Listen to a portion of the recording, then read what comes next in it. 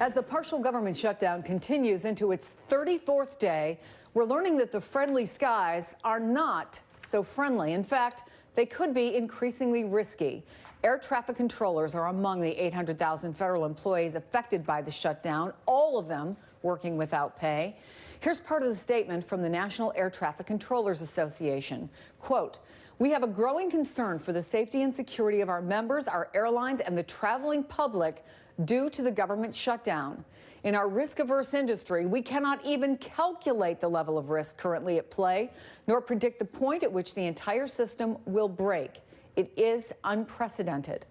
That letter was also signed by pilots and flight attendants groups who are responsible for the 43,000 flights and 2.6 million passengers each and every day.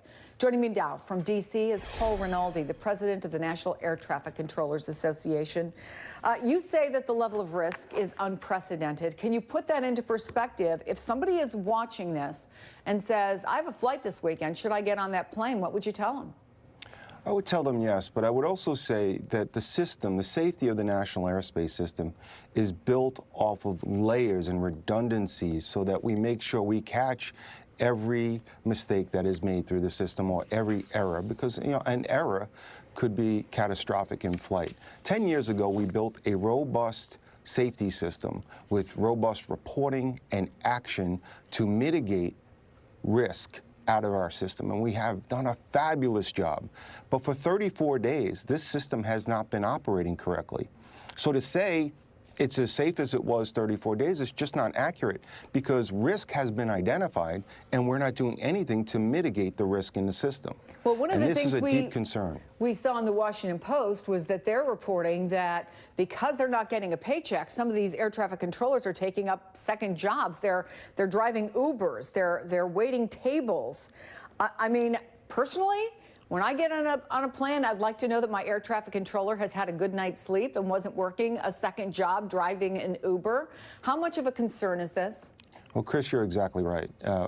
We have a high-stressed occupation, and we focus on mitigating fatigue for our air traffic controllers. Actually, by law, we can only work 10 hours a day, and we can only work 6 days in a row, because that time off is supposed to be so we can mitigate the fatigue of that individual, and when they come to work, they're well-rested, clear-headed, and ready to perform the mission, the high-stress mission of being an air traffic controller.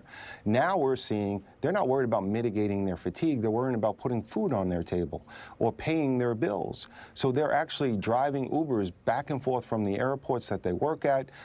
They're waiting tables at restaurants nearby their house. This is a deep concern because we have a fatigued workforce, of which we're at a 30-year low of certified controllers. And 20% of our 10,500 air traffic controllers that are certified in the system, 20% of them can retire at any time. If they keep going, paycheck after paycheck with zeros and zeros and coming to work and spending money for childcare and spending money for gas and food to be at work, they might as well just retire, and they're all talking about it now. Retire and go get a job where you can actually put food on your table. Yeah, and so we've got a second paycheck that was due tomorrow, right, that is not going to be paid. Today, Commerce Secretary Wilbur Ross told CNBC he doesn't understand why your colleagues are calling out sick. Let me play what he had to say also about, well, let me just play Wilbur Ross for you. Do you worry about safety at this point? Well, I do worry about safety, and it's kind of disappointing that the air traffic controllers are calling in sick in pretty large numbers. He later walked back that statement, but what was your reaction when you heard that? Well, first of all, he obviously doesn't have the facts. Is it because we have been tracking with the FAA and with the Secretary of Transportation, tracking, the sick leave, and there is not a big jump at all. But there is going to be a point where we're going to see controllers have to make this decision: do I spend the money on gas to come to work, or do I focus on what's left of the credit I have on my credit card, the balance, to put food on the table, because I don't know if it's going for another month or 2 months.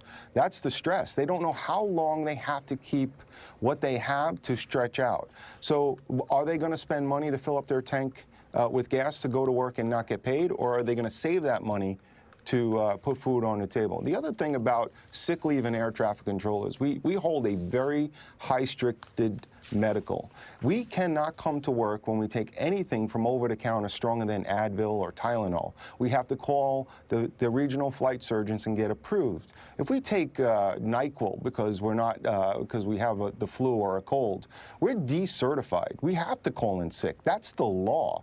We have to call in sick because we're not clear-headed to come to work.